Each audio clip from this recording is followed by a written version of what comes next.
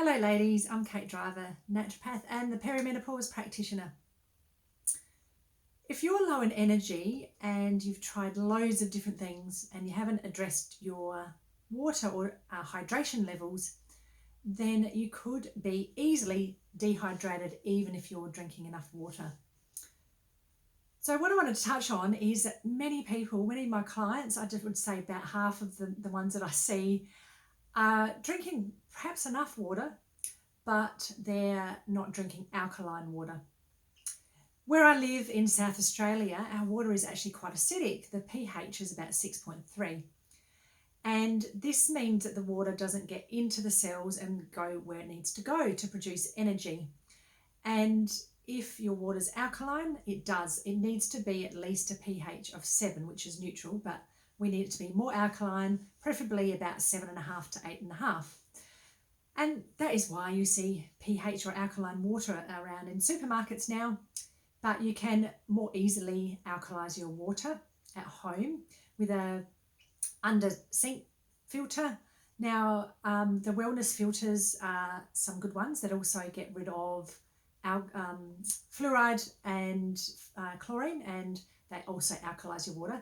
But if you'd rather use a jug and you want something that's a bit more mobile, which I find really handy, especially if you're moving around a lot or you're at a few different places and you don't mind filling a jug up all the time, they're more economical for a start, then try and find one that alkalises, gets rid of fluoride and chlorine.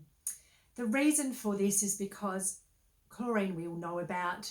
It's not great for you. It has been linked to bowel cancer, but fluoride and chlorine are in the water as antimicrobials, but they also both inhibit the absorption of iodine, which is really important for the function of your thyroid function and production of the thyroid hormones. So if you're having chlorine and fluoride in your water and you're not filtering those out, then you may be iodine deficient. That's really quite common in Australia. Even though everybody's talking about vitamin D deficiency, they're sort of not thinking about the iodine deficiency.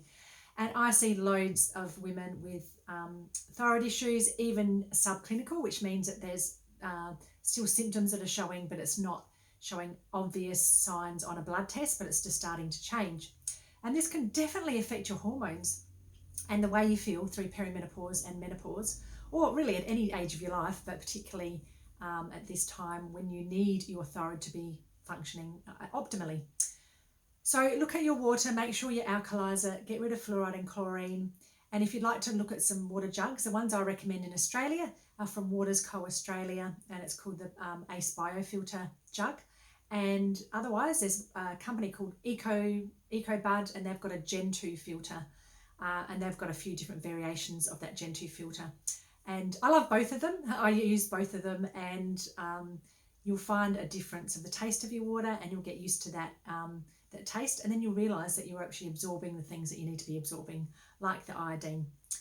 So I hope that was helpful. Stay hydrated, and if you're wondering how much you should be drinking, then about 0.3 of a litre for every 10 kilograms of your body weight. So for instance, if you're a 70 kilogram body weight woman, then you need about 2.1 litres.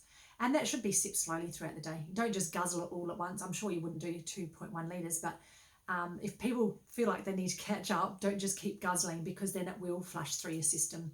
You want a lot of that water to be, yes, flushed out, and it helps us get rid of toxins, but also carried around to where it needs to in the cells of your body.